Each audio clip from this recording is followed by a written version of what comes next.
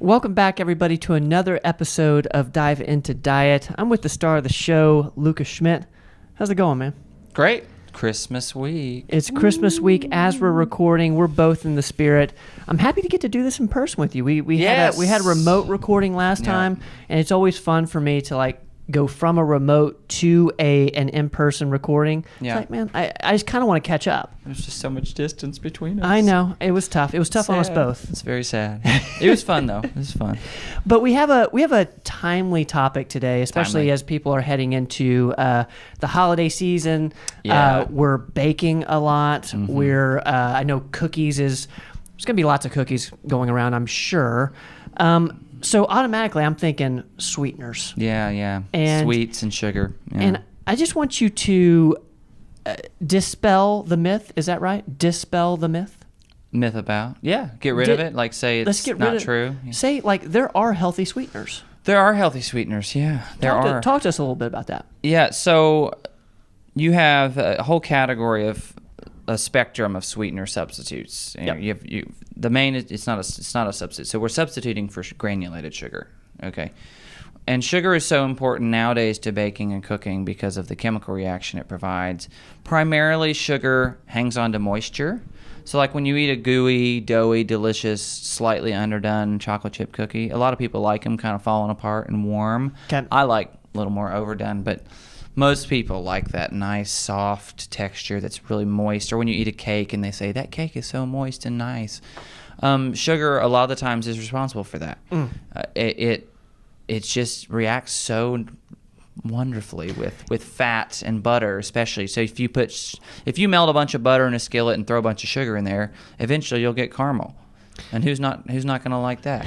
So, and sugar browns, so it'll actually toast. That's how you get caramel. So there's all these really nice things you can do with sugar, and it's delicious. And it's one of those things, once you've had it, it's really hard to go back.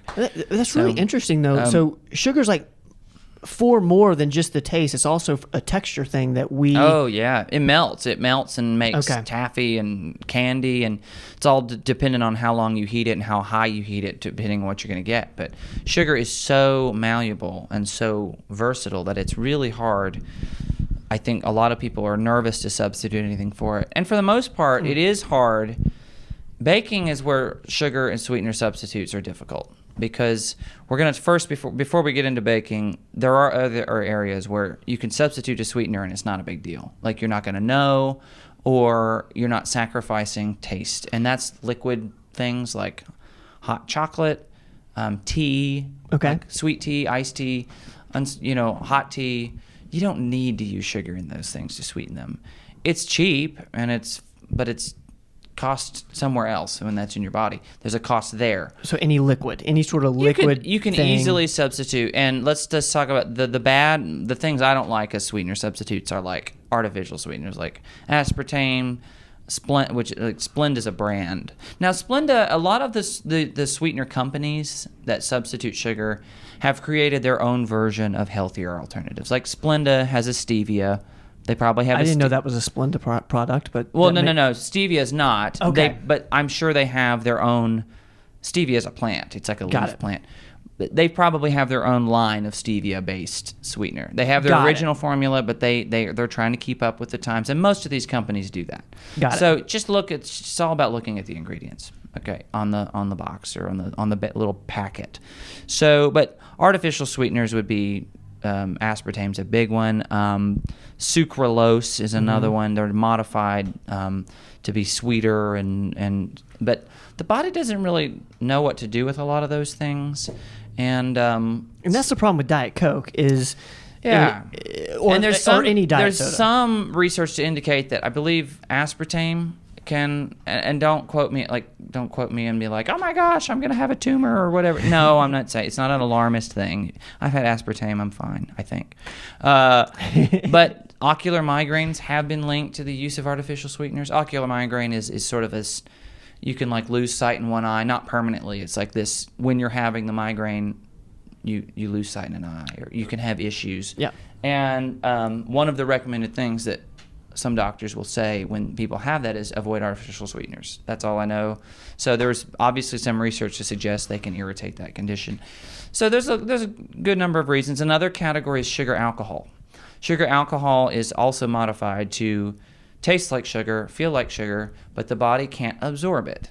Well, I know sugar alcohol. I'm trying to think of what common things. Maltitol, anything all. So you know it's a sugar alcohol typically because of the way the word ends. Is that in nutrition bars? Is that what? Oh, yeah. A lot of protein bars use tons of it. That's why you get massive diarrhea if you eat more than one.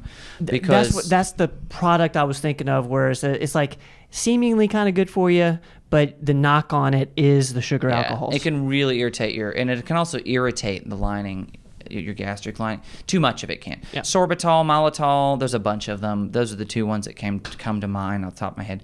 There is one that is less aggressive and it's more natural based. It's from plants. It's called erythritol. It's kind of a new one. Yep. It's very popular because it doesn't cause the horrific diarrhea. In fact, side tangent, if you want to laugh a lot, go on. There's a screenshot of an Amazon review of some, they don't sell them probably anymore, but these gummy bears that are sugar-free, but they're sweetened with sugar alcohol. The reviews where these people detail their bowel movements is hilarious. Like, these people are very creative. They should be writers, these review writers, because of what it did to them. They're just saying, like, don't buy these unless you're backed up. So that's the real negative of sugar alcohol is you're not going to spike your insulin or anything, but you are going to get purge. So it's probably not ideal. So let's talk about ideal. So before we get into the baking one. So let's do it. I have some examples with me because I like visual learning. Swerve. This is a very common brand. Have you heard of Swerve? No, I've not. If you bake a lot, you've probably seen Swerve. It's in the baking aisle now in almost every grocery store. Okay. It's a erythritol-based sweetener generally. And this one, the ingredients are erythritol and prebiotic oligosaccharides and natural flavors. So they've added a little filler, like a prebiotic, so it's probably from a starch of some kind, but it's low carb.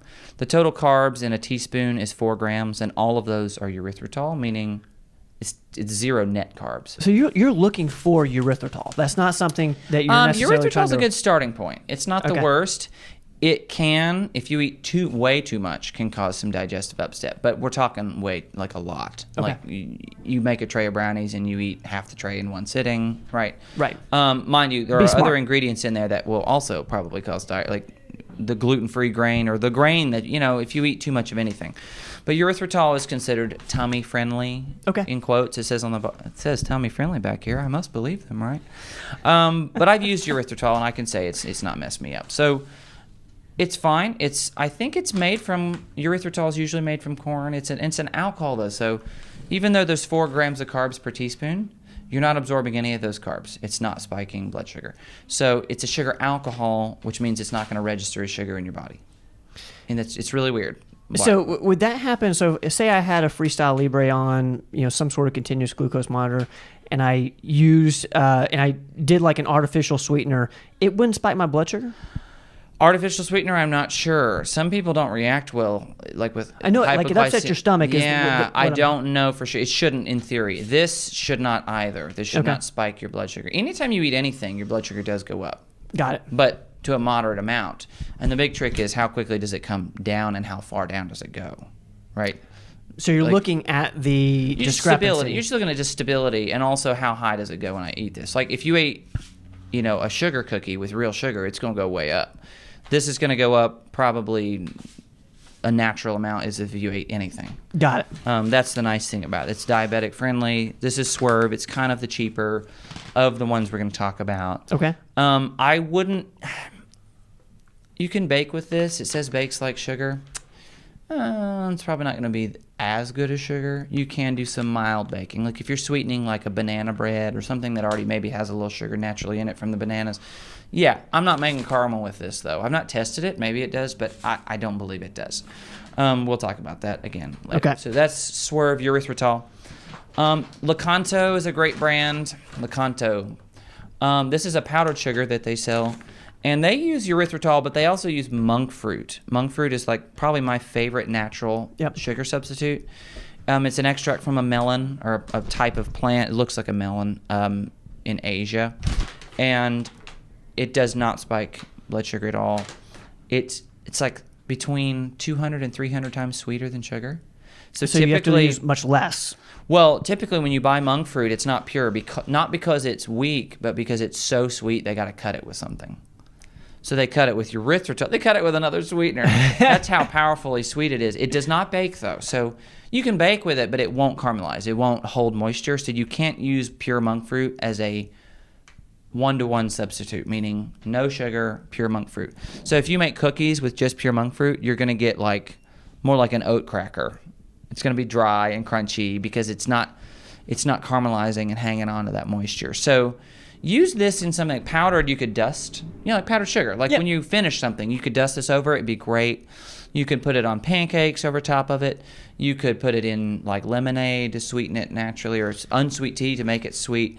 I use erythritol, or monk fruit in when I make chocolate. I'll do homemade chocolate because chocolate doesn't need to hang on to moisture. It's fat. It's a set fat. So that's the kind of stuff I would use this in: hot chocolate, coffee, and monk fruit's great because it doesn't have a strong aftertaste. There's no stevia has an aftertaste. Monk fruit does not have one. What is the taste of this? If you could describe it, is it sugar? So it tastes just like sweet. There's I can't give you a flavor. Because it's just sweet. Super interesting. Now, one thing you'll notice if you eat erythritol is a coldness in your mouth. It's because it's an alcohol, so it's absorbing. There's a chemical reaction that happens with that. Have you ever gotten rubbing alcohol in your hands and then they felt cold? Yeah. It was like a cold. That's just a typical alcohol reaction. So sugar alcohol will do that. It's not unpleasant. It's not like, ooh, I'm burning. No, it's just, you might notice a cooling effect. It's perfectly normal. So let's look at some other ones. I love liquid form sweeteners because you need much less of them. And it's liquid, so you don't have to dissolve. You just do a few drops. This right here is a better stevia brand with maple flavor added. So, you want to make coffee and have a little fall flavored coffee, a few drops of this. Is that it says Now on that too? That's a supplement brand, am I right? I think so. So Now, and so it's Now Better Stevia. Yeah, I'm not saying this is the best. So this is, let's see, the ingredients are vegetable glycerin. It's just to give it some probably viscosity. Natural maple flavor, and organic stevia extract. So not too bad. Nice little flavor. That's the cool thing about these two is they make flavored versions of them, so you can sweeten and add flavor if you want. Okay. So the other one I have here is, I got this at Earth Fair just down the road. This is Sweet Leaf. It's stevia drops with English toffee flavor. So stevia is a natural extract from a plant. I've actually eaten a stevia leaf. It tastes just like if you eat the powder. Interesting. Oddly enough, has the aftertaste. It's not a chemical aftertaste. That's what the plant tastes like. So I don't mind the aftertaste. Some people don't like stevia. Doesn't bake either. It dries out. Well, and that's kind of where I want to go as we kind of wrap this episode up. I want to do a little rapid fire as far as where's the best bang for your buck to use these alternatives to sugar. You've mentioned, it's hard if you're needing something to caramelize or anything like that. There's one sweetener that I know of that is relatively natural and is a one-to-one substitute for sugar, and it's allulose. What does it mean, one-to-one? One-to-one means you can completely substitute it for something else. So wherever you would use sugar, you can use allulose?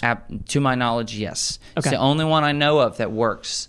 I've used it multiple times. In fact, we're doing a cooking class upstairs today after this, and I'm going to be using it to make a whole pecan pie.